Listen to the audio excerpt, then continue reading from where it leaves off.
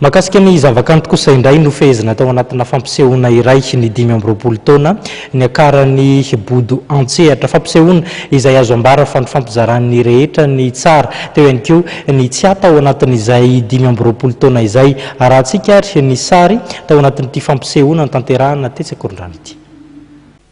Fahombiazana izay no azo ilazana ny fampisehoana no tanterahany bodo tetsy amin'ny DMRTA omaly ariva. Fampisehoana izay noentina nampahafantarina ny raikira vaovao tsy miova.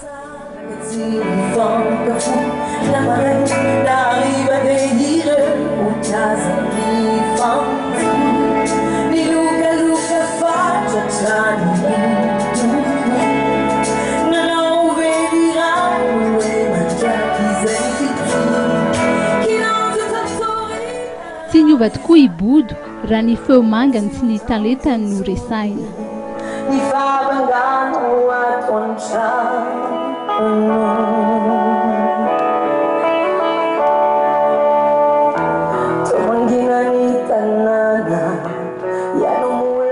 Ankoatra ireo hira vaovao moa dia novetesiny bodo ireo hira nahafantarana azy hatray ary nisy ihany koa ireo vahiny maro izay nasaina.